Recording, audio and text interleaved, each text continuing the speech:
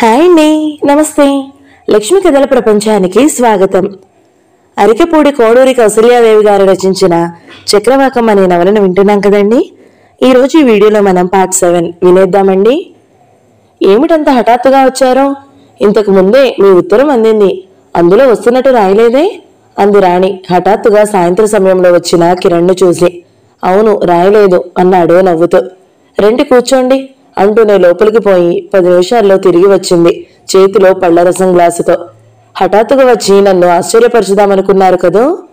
కాదులే, హఠాత్తుగా రమ్మని ఇంటి నుండి టెలిగ్రామ్ వస్తే నేనే ఆశ్చర్యపోతూ వచ్చాను.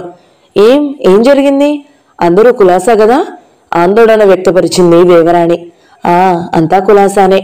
అంతలో రాయుడు యశోదాదేవి వచ్చారు. కులాసానా బాబు, ఎప్పుడొచ్చావు? ఉత్తరం రాయలేదు అన్నాడు రాయుడు. మర్యాదగా లేచి నిల్చుని నమస్కరించాడు కిరణ్. నిన్న రాత్రి వచ్చానండి అంటూ. నిన్న సాయంత్రం కమలమ్మ వదిన గారు ఆలయంలో కనిపించారు. ఇలా నీవు వస్తున్నట్టు చెప్పలేదు అన్నది యశోద. చెప్పలేదండి. లోపల ఆశ్చర్యంగా ఉన్న పైకి వ్యక్తం చేయలేదు కిరణ్. బహుశా వస్తానో రానో నిర్ధారించుకుని ఉండరు మరి, అందుచేత చెప్పలేదనుకుంటారండి. మొన్న రాత్రి టెలిగ్రామ్ వచ్చింది, నిన్న ఉదయమే బయలుదేరి వచ్చేశాను. టెలిగ్రామా? ఏమిటి విశేషం? మాకేమీ తెలియదే అన్నాడు ధర్మారాయుడు అతి ఆశ్చర్యంగా.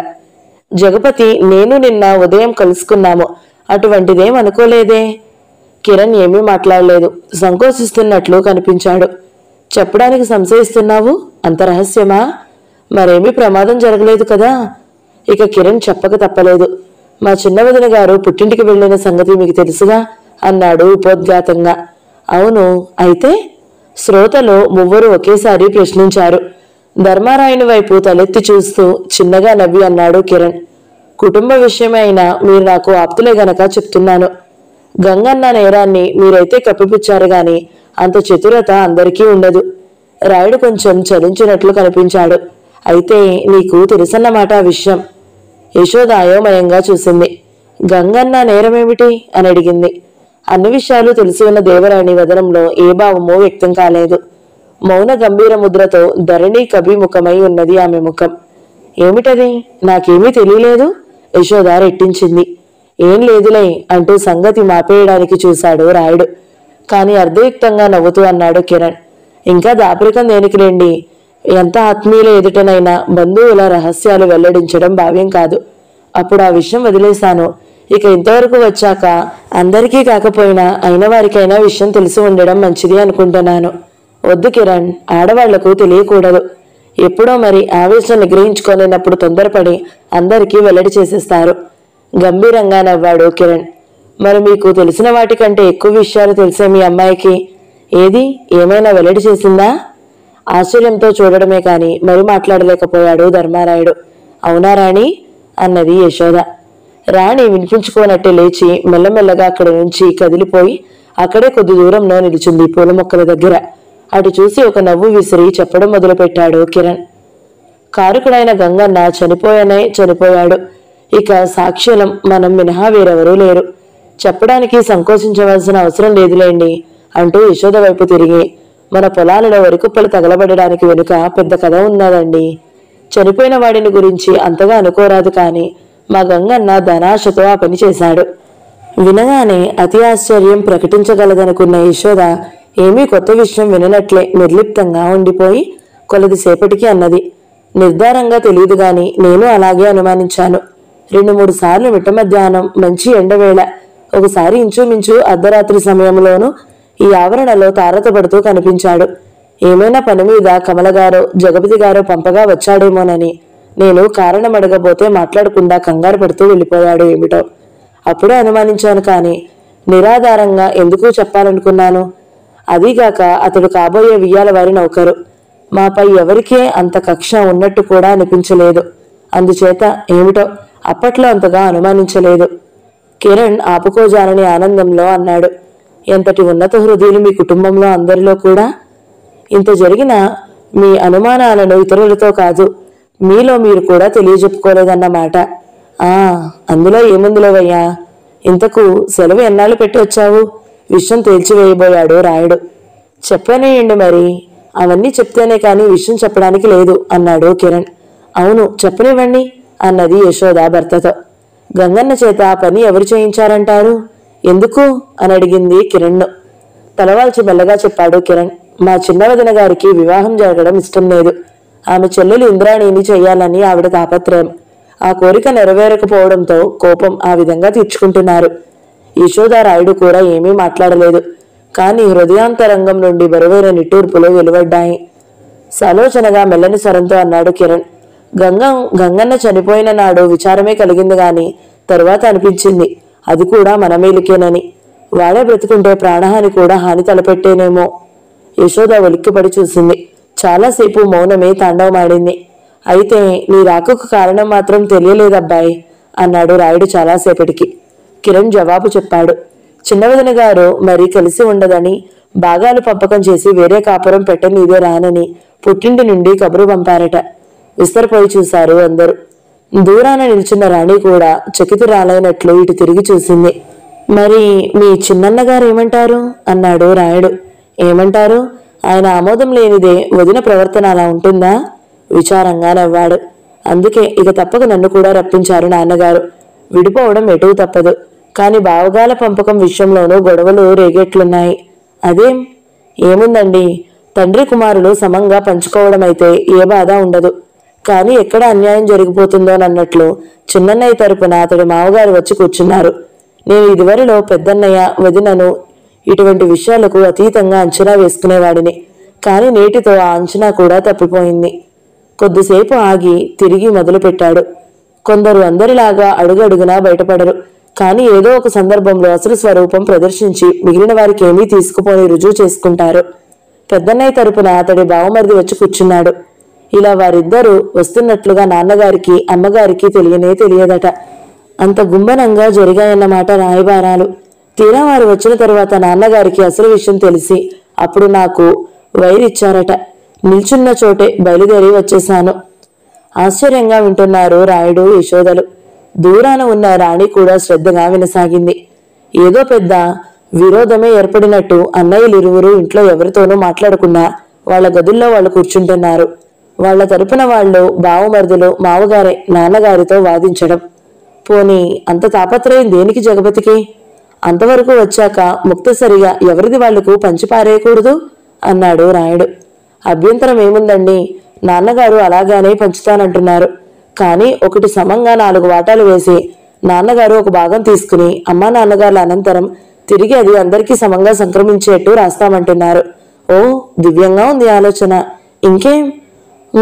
సక్రమంగా ఆలోచించే ఎవరికైనా దివ్యంగానే కనిపిస్తుందండి. కానీ గొడవలు అక్రమాలు కావలసిన వాళ్లకు అంతా సవ్యమైన మార్గం నచ్చదు. 3 వాటాలు ఖచ్చితంగా చేసి అమ్మా నాన్నగారులను వంతుల వారీగా 3 దగ్గర ఉండమంటున్నారు. ఏమిటి? ఆశ్చర్యంగా అరిచాడు రాయుడు. జగపతిన అంత మాట అనడం? అదేనండి, నాకు నాన్నగారికి కోపం. అప్పుడే అధికారం వదులుకుని అందరిపైన ఆధారపడవలసినంత అల్పులా, అప్రయోజకులా, వృద్ధులా? అదంత అవమానం ఆలోచించండి. అసలు ఆ ఊహే ఆయన పట్ల కలగడం అవమానకరం. అది పరాయి వాళ్లకు తెలియకపోయినా అన్నయ్యలకు ఎలా తెలియలేదో నాకు అర్థం కావడం లేదు. లోకంలోని చిత్ర విచిత్రాలు స్వగతంలాగా అనుకుంటూ తనలో తానే నవ్వుకున్నాడు ధర్మారాయుడు. పిల్లలు లేకపోతే ఒక బాధ, పుట్టి చస్తే ఒక బాధ, పుట్టి పెరిగితే మరొక బాధ. మాయదారి లోకము, బాధలు అన్నది యశోద అతివిరక్తితో. కొద్ది ఆశ్చర్యం ప్రకటించినాయి కిరణ్ నేత్రాలు.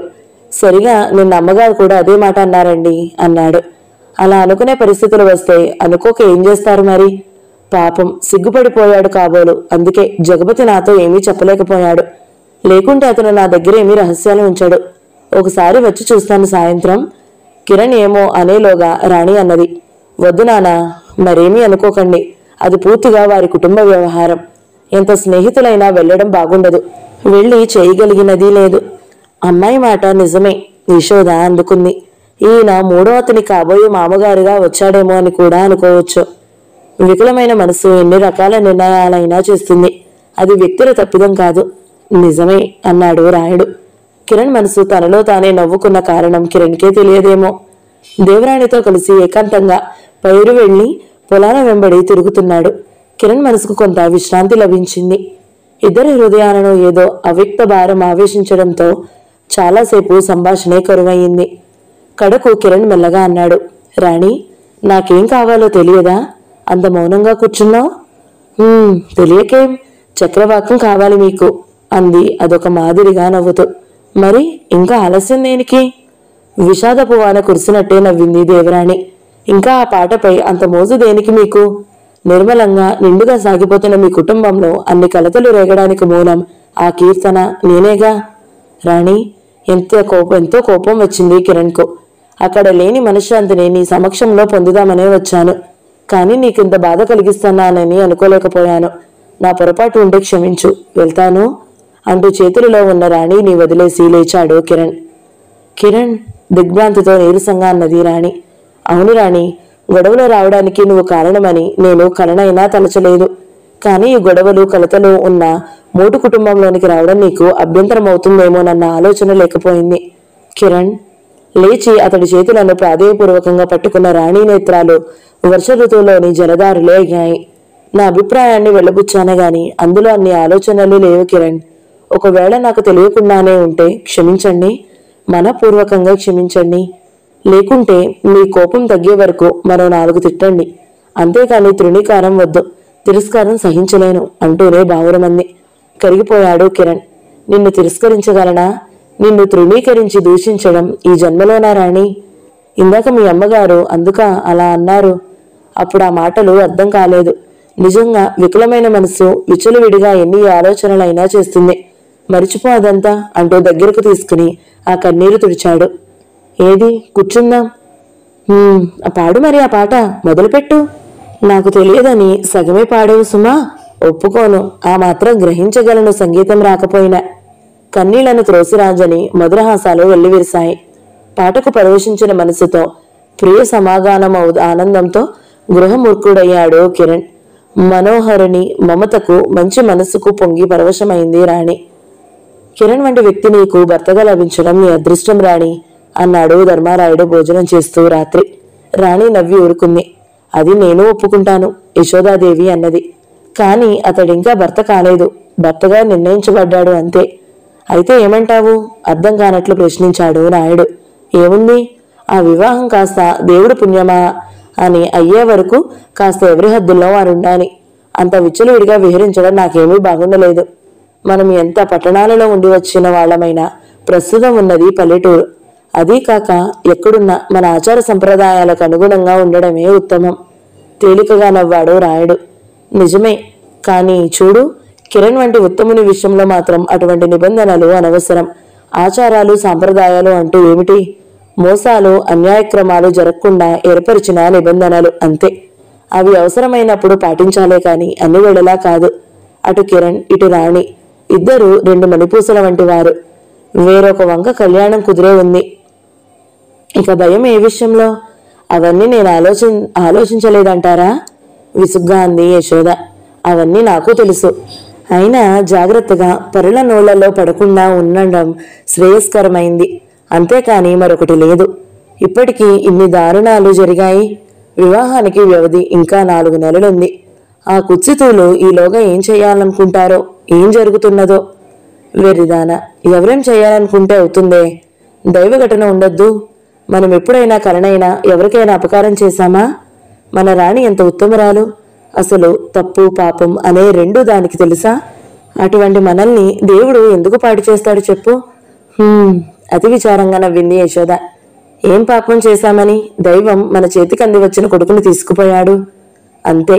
ఆ ప్రసక్తి వస్తే ధర్మారాయుడు నోరు మడి మెదలదు, కంఠం పూడుకొని పోతుంది. మనమేం చేశామనే భరోసా మీద బ్రతకలేరు మనుషులు. మంచితనాన్ని గుర్తించే ప్రపంచాన్ని సృష్టించలేదు ఆ దేవుడు. సహృదయులకు సన్మార్గులకే ఈ పృథ్వీలో కష్టాలు పరీక్షలు ఎక్కువ అంటారు అంటూనే గతించిన కుమారుని స్మృతులలో చెమర్చిన నేత్రాలను ఒత్తుకుంటూ వెళ్లిపోయింది తన గదిలోకి. భార హృదయాలతో ఎవరి మట్టుకు వారు సంభాషణ ఆపేసి తమ తమ గదుల్లోకి పోయారు. ఎలాగైతేనేం పంపకాలు 2 రోజులలో అయ్యాయి. జగపతి మాట ప్రకారమే జరిగింది. పై వ్యక్తులను హద్దులు మీరి మాట్లాడే అధికారాలు చలాయించినిచ్చే అవివేకి అసమర్థుడు కాడతడు. దానికి తోడు సూటిగా మాట్లాడి నిర్మోహమాటంగా ప్రవర్తించే 3వ పుత్రుడు కిరణ్ కూడా అండగా నిలవడంతో ఆయన మాటకి తిరుగులేకపోయింది. అలాగని ఎవరికీ అన్యాయమూ చేయలేదు. స్థిర చరాస్తులన్నీ ఖచ్చితంగా విడిపోయాయి. ఆ పెద్ద భవంతి కూడా 4 వాటాలుగా విభజింపబడుతుంటే మాత్రం కమల కంట తడి పెట్టకుండా ఉండలేకపోయింది. అంతవరకు అతి బలవంతాన తెచ్చిపెట్టుకున్న నిగ్రహం చెదిరిపోయింది. ఒకసారిగా కన్నీటి ప్రవాహం వెల్లువలై పారింది. పోనీ మేడ కూడా 4 వాటాలు దేనికి? 3 సరిపోతాయిగా. నాన్న, నాకు మీరు బరువా? ఎలాగో సాహసించి అన్నాడు కిరణ్. నీకు తెలియదు చిన్నబాబు, అలాగే జరగని అన్నాడు జగపతి. కిరణ్ మరి తర్కించలేదు. నిశ్శబ్దంగా కుమిలి కుమిలి ఏడుస్తున్న తల్లి దగ్గరకు పోయి కూర్చుని నెమ్మదిగా ఓదార్చసాగాడు. అమ్మా, ఇటువంటి విభజనలు, వేరుపాట్లు ఇంచుమించు ప్రతి కుటుంబంలోనూ ఎప్పుడో ఒకప్పుడు వచ్చేవేగా. తప్పేముంది? సర్వసామాన్యమైన విషయానికి నువ్వు అలా బాధపడితే ఎలా అన్నాడు చెరుమాలలతో తల్లి కన్నీరొత్తుతూ. అలా అని సరిపెట్టుకోగలమా నాయన?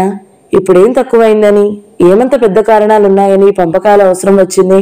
ఎప్పుడో పెద్దవాళ్ళం గతించాకో, ఎప్పుడో జరగవలసినవి ఇప్పుడే మా కండ్ల ఎదుటనే సహించగలమా? పోనీమ్మా, ఏదో జరిగిపోతున్నదిగా, ఇక ఏం ప్రయోజనం? నువ్వలా దుఃఖిస్తే నేను చూడలేను అన్నాడు మనసులో ఒకప్పుడు రేడియోలో విన్న కలకంటి కన్నీరు అనే ప్రసంగం మొదలవుతుండగా. అటు పక్క నుండి పోతున్న వనజ అన్నది కోపంగా. ఏళ్లు రాగానే సరా, నిండు ఇంట్లో ఎవరో చచ్చినట్లు ఎందుకా ఏడుపు? ఎన్నాళ్ళి ముసలివాళ్ల అధికారాలు స్వతంత్రాలు చూస్తూ ఊరుకోవడం? వదినా, కోపంతో శక్తి కొలది అరిచాడు కిరణ్. ఎంతటి దానవు?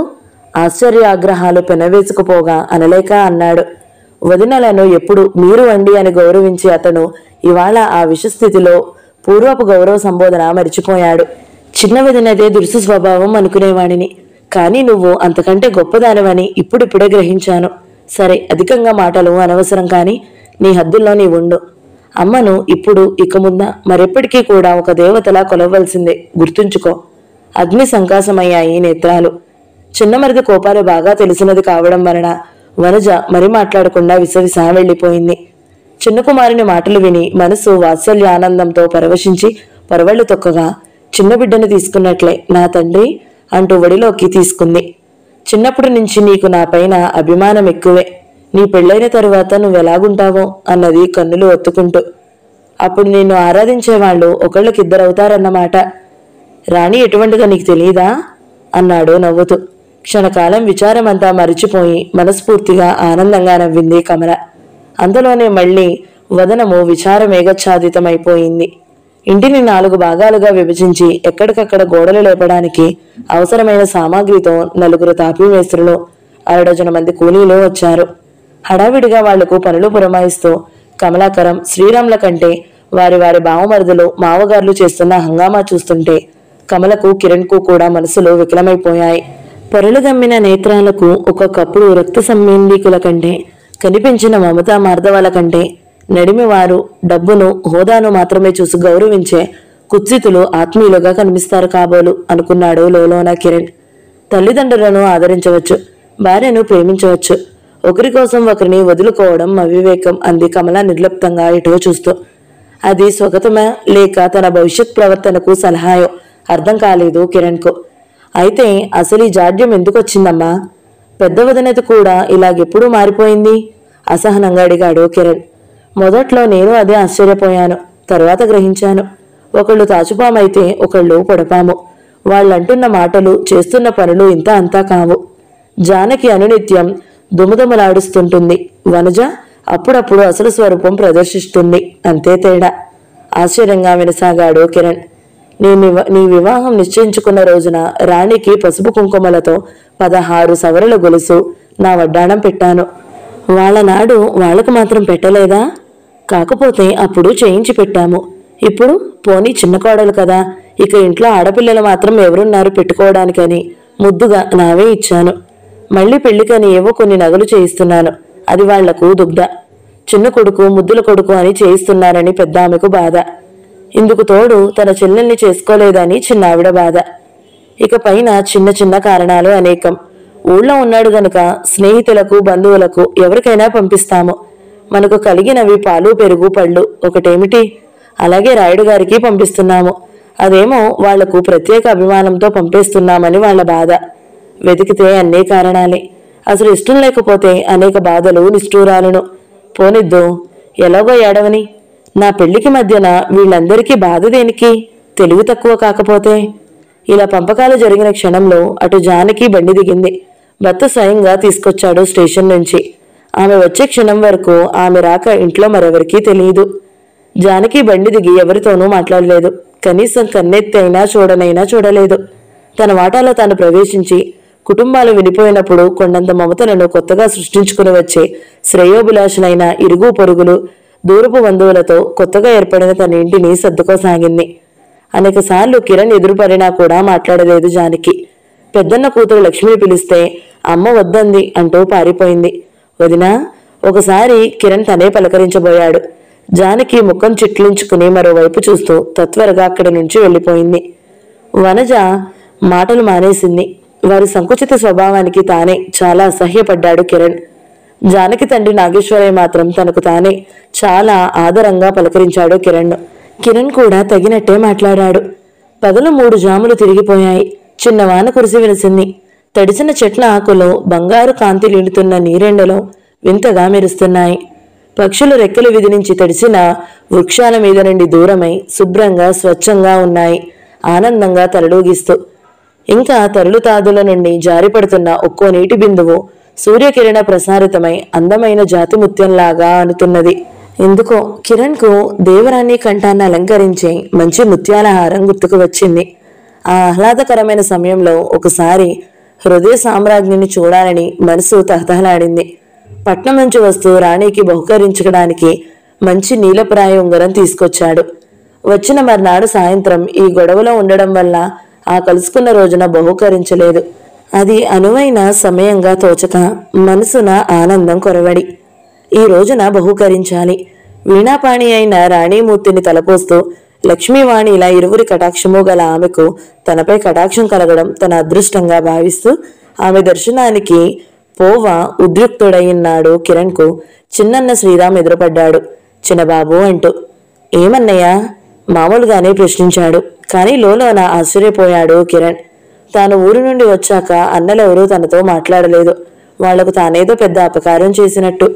చిన్నన్న ఇప్పుడే ప్రథమంగా పలకరిస్తున్నాడు తనకు తానే. ఏమిటో విశేషం అనుకున్నాడు. మాట్లాడాలి, ఒకసారి రా నా గదికి. ఇప్పుడా?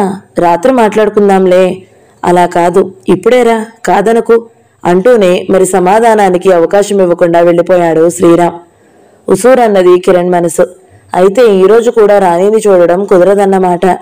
ఇప్పటికే చూసి 3 రోజులైంది. దూరంగా ఉంటే అనుకునేదే లేదు. కానీ అతి సమీపంలో ఉండి కూడా కలుసుకోలేకపోతున్నందుకు మనసు తపన చెందుతున్నది. స్వార్థపరులైన అన్నల మాటలు పాటించి ఆగవలసిన అవసరం లేకపోయినా అంత తేలికగా తోసిపారేయలేకపోయింది కిరణ్ సుగుణ స్వభావం. శ్రీరామ్ గదిలో మంతనాలాడుతున్న జానకి, శ్రీరామ్, నాగేశ్వరయ్య కిరణ్ ప్రవేశించగానే సంభాషణ ఆపుచేసి నగుముఖాలతో ఆహ్వానించారు. కూర్చోండి చిన్నబాబు అంది జానకి కుర్చీ చూపి. మహాదాశ్చర్యమైంది కిరణ్కు. తాను పలకరించిన నిన్నటి నుంచి పలకని ఆమె ఇప్పుడు తనకై తాను కల్పించుకుని మాట్లాడుతున్నది సాదరంగా. వదిన గారికి ఏమిటా ప్రత్యేక అభిమానం వర్షిస్తున్నారు నాపైన అన్నాడు కూర్చుంటూ నవ్వి. అందలి ఎత్తుపొడుపు గ్రహించినట్టే నవ్వేసి ఊరుకుంది జానకి తేలికగా. ఇంకా సెలవులు ఎన్నున్నాయి నాయనా అన్నాడు నాగేశ్వరయ్య కిరణ్ను నగసిక పర్యంతం దీక్షగా చూస్తూ. కిరణ్కు మహా విసుగుగా అనిపించింది ముసలిగెద్దలా చూస్తున్న చూపులకు. అసలెందుకో అతడిని చూస్తూనే అకార ద్వేషం తనకి. అందుకు తోడు అతడు అడుగుతున్న తీరు, చూస్తున్న ధోరణి మరీ అసహ్యం కలిగిస్తున్నాయి. ముఖ్యంగా మనసు రాణి వైపు లాగుతుంటే శరీరం ఇక్కడ బంధింపబడి ఉంది. ఇంకా మీరెక్కడ ఎన్నాళ్ళుంటారండి అన్నాడు. నాగేశ్వరయ్యతో పాటు అన్నా వదినల వదనాలు కూడా ముకుళించుకుపోయాయి. ఎవరిళ్లలో వారైతే ఎన్నాళ్ళైనా ఉండొచ్చు, కానీ నాకేం పని బాబు ఇక్కడ? అల్లుడు గారు మరీ రమ్మని కోరితే వచ్చాను, కానీ అవతల నాకు మాత్రం పనులు లేవా? ఉదయమే వెళ్ళిపోదును, కానీ నీతో మాట్లాడవలసి ఉండే ఇంతవరకు ఉన్నాను. ఉదయం నుంచి నువ్వు దొరకలేదు. కాలం బాగుండకపోతే ఎవరిళ్లలో వారుండే అదృష్టం కూడా ఉండదండి. ఒక్కొక్కప్పుడు ఊరందరి పెత్తనాలు కావలసి వస్తాయి అన్నాడు కిరణ్ మరోవైపుకు చూస్తూ. తమ్ముని దూకుడు అర్థమైన శ్రీరామ్ ఇక తను కలుగజేసుకుంటేనే ఈ మాటలు బాణాలకు అంతుండదని గ్రహించాడు. ఉదయం నుండి జాడలేవు, ఎక్కడికి వెళ్ళావు చిన్న బాబు అని అడిగాడు. పొలాలలో వేరే వ్యవసాయాలు ప్రారంభమైనాయిగా. ఉన్న పనిముట్లన్నీ నువ్వు అన్నయ్య తీసుకున్నారు. నాన్నగారు పెద్దపాలేరు పట్నం వెళ్లారు అవసరమైనవన్నీ కొనుక్కురావడానికి. అది నాకు తెలుసు, నీ సంగతి అడుగుతున్నాను నవ్వాడు కిరణ్ అదొక మాదిరిగా. కఠిన స్వరంతో జవాబు చెప్పాడు. మరి నాన్నగారి పరోక్షంలో పొలాలు అజమాయిషీ చేయడానికి నువ్వు పెద్దన్నయ్య లేరుగా. 10 ఎకరాలలో ఏకమొత్తంగా ఊడ్పులు జరుగుతున్నాయి. 400 మంది కూలీలు పనిచేస్తున్నారు. నేను ఉదయం నుంచి అక్కడే ఉన్నాను. మంచిదే, కాస్త ఎవరి పొలాలు వారు చూసుకోవడం అలవాటవుతుంది. బొత్తుగా ఏమీ తెలియకుండా ఉండడం కూడా అంత మంచిది కాదు అన్నది జానకి. దెబ్బకు దెబ్బ తీశానన్న గర్వంతో మెరిశాయి ఆమె నేత్రాలు. అవునులేండి వదిన, ఇప్పటి నుంచే తయారై ఉంటే తర్వాత ఎవరి వద్ద తర్ఫీదు పొందవలసిన అవసరం ఉండదు.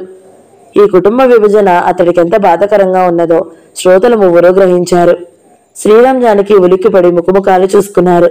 ఇద్దరికీ కోపం వచ్చినా అది ప్రదర్శించడానికి అనువైన సమయము పరిస్థితి కానందుకు ఊరుకున్నారు. నాగేశ్వరయ్య కార్యవాది. ఆగ్రహాన్ని ప్రదర్శించి కాగల కార్యాన్ని నిన్నడూ విఫలం చేసుకోడు. అందువల్లనే నవ్వుతూ మొదలుపెట్టాడు. నీ వాక్పటిమను అందుకోగల పరిజ్ఞానం మాకెక్కడిది, కానీ నీతో మాట్లాడవలసిన పని ఉందయ్యా నాకు.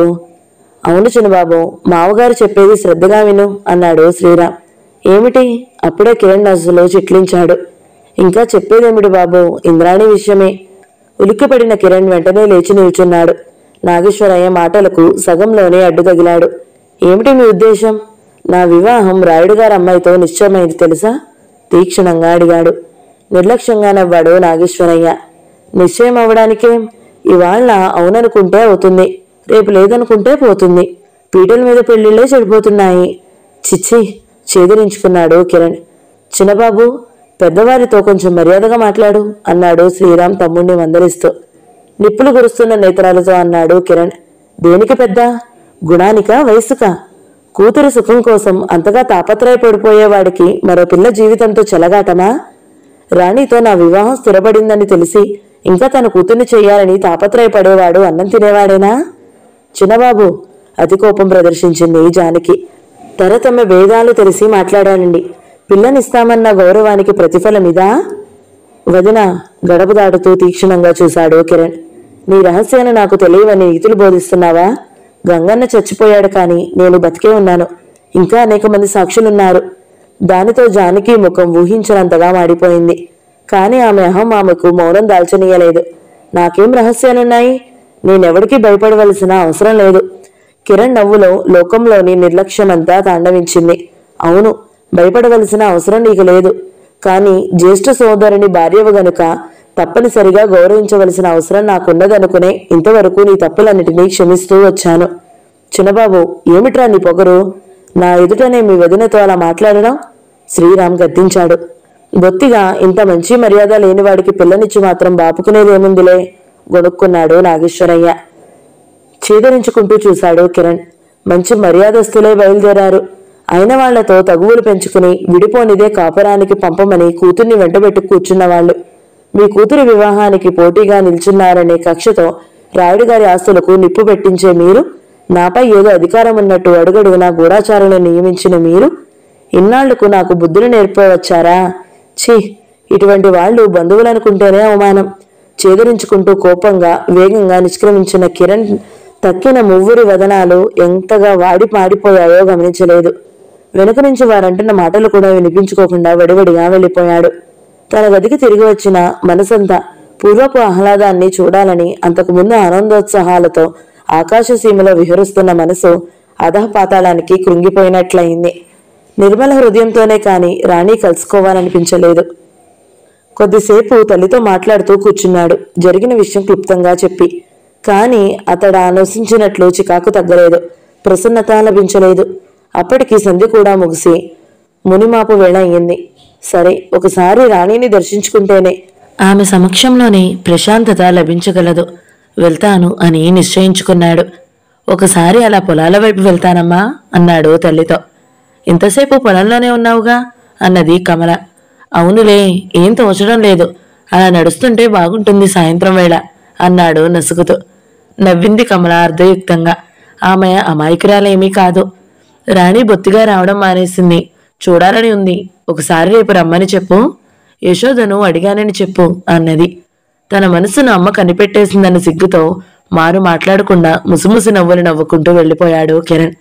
ఆనందంగా ఉరకలు వేస్తున్న మనసుతో వడివడిగా నడవసాగాడు. ఈ 4-5 రోజుల నుండి రానందుకు రాణి పలకబోయే నిష్ఠూర వాక్యాలను ఏ విధంగా సంజాయిషి చెప్పుకోవాలో ఊహించుకుంటూ, చిన్నబాబు గారు అన్న కేకతో ఊహాలోక విహారం కట్టిబెట్టి భూమిపైకి దిగిన అతడి కండ్లకు బండి ఆపి తననే పిలుస్తున్న పెద్ద పాలేరు.